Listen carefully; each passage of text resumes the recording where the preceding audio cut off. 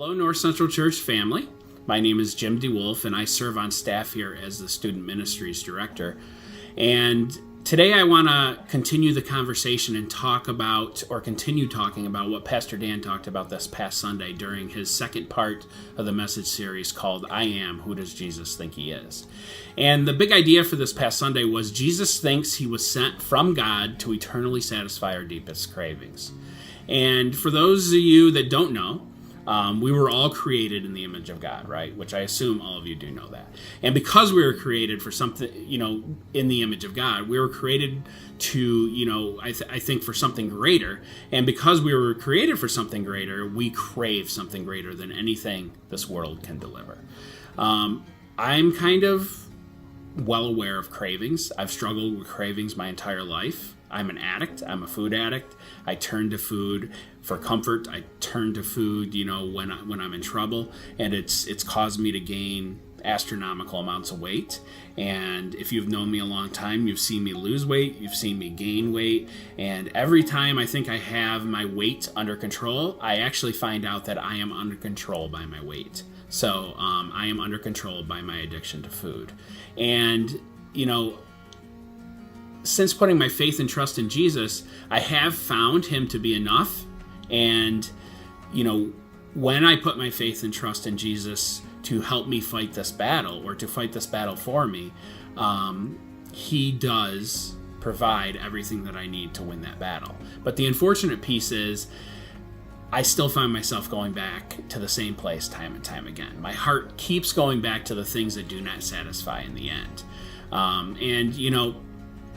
I've tried so many different things too. I've tried, apps on my phone. I've tried all these diets. I've even gone as far as having, stomach surgery where they cut a third, 3/4 of my stomach out to actually limit the size of my stomach. And all of those things have been extremely useful tools in my battle against weight, but they've all been attempts at me trying to control a heart problem.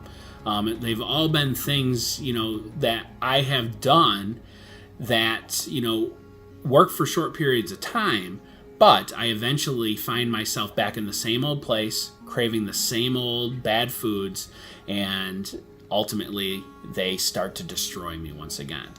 And I'm sure every one of you have things like this. For me, it's food. But we're all, our hearts are wired to seek and long for satisfaction. And every one of us thirsts or hungers for something to truly satisfy the cravings of our hearts. For kids, it could be, that latest game console or the hottest new toy. For teenagers, it could be popularity, good grades, being great at sports, or maybe a relationship with that guy or with that girl. For adults, it's that promotion at work, or, a move to a bigger house, or the nicest, newest, hottest car. And the list can go on and on. But the fact of the matter is that we seek any number of things in this world, or of this world, to satisfy the desires of our heart. And we only find that we're still left wanting more. And Satan is a master at exploiting this. He knows that, sending us on an endless pursuit of joy searching in the things of this world will keep us busy, and we'll find that we're never fulfilled. But the whole time we're doing that, our eyes are not on Jesus. And that's exactly what Satan wants. So, Scripture calls this idolatry, and right from Adam and Eve, we see it all the way through the Bible, and people are basically, giving in to things of this world that in the end do not satisfy, and in the end up destroying them. And, I think, basically we need to know what is the answer to not seeking the things of this world. We know at the root of all this is a never-ending, appetite for something that nothing in this world is going to be able to satisfy. So if nothing in this world is going to be able to satisfy what we crave, then what do we seek? What is the answer?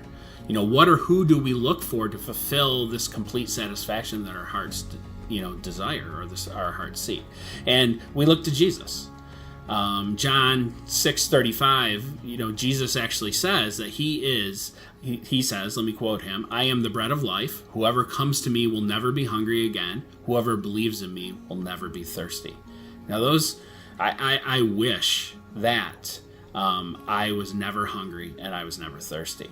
But basically Jesus is saying here that whoever comes to him will never again thirst and never again be hungry. But, he's using a metaphor about our physical needs because we all can relate to the physical cravings of hunger and thirst. But what he's really talking about is our spiritual needs, right? He's talking about the spiritual things that we crave. Our spiritual need is for God, to introduce to us that long-awaited hero that is talked about through the whole narrative of the Bible.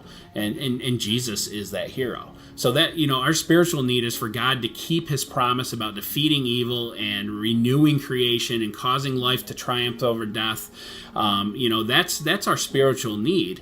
And, central to all of this is the reality that people, I think, we're unable to do this on our own. We're unable to overcome death. We're unable to overcome evil on our own. And, I think the reality that people stand guilty before God and that we're condemned for, the sins that we've committed, because of that, we have a spiritual need to seek Jesus. Jesus is basically the only one that can meet that need. He has overcome, the sins of this world. We need him to live spiritually just as we need him to live physically. So apart from Jesus, we will die, right? We've been eternally separated from God, and apart from him, we will die. But Jesus has come to give life. He is the hero. He brings about the story's resolution, and he meets every spiritual need that we have. And so those who come to him hunger and thirst no more, ever again. You never hunger and you never thirst spiritually again. So, when Jesus speaks about whoever comes to me and whoever believes in me, this doesn't mean that people have to attain some kind of standard to be satisfied. He's not teaching that people must arrive at a destination of personal holiness to be saved. Jesus is absolutely everything that everyone will ever need. Jesus is adequate. He's satisfying. He's nourishing. He's life-giving. And, all of those things, those who go to Jesus and believe in him need nothing else. He is completely enough to satisfy those cravings. So for me, I know what Pastor Dan talked about this past week really had me inspecting my own heart and realizing that I do not see Jesus as enough all the time. And because of that, I keep going back to these these cravings that I seek out fulfillment from in this world, such as food. And, I just want to challenge all of you to kind of think about that. It's easy to think that we have everything and we're doing everything that we can do to have a relationship with Jesus. But most likely, if you really look inward and you ask yourself if Jesus is enough, you're going to find that he isn't enough. So, that's all I really have. I just want you to kind of look inward and ask yourself, is Jesus enough to satisfy your deepest cravings? I hope that he is, and I'm praying for all of you that he becomes enough. Thanks, North Central Church family. I'll talk to you soon.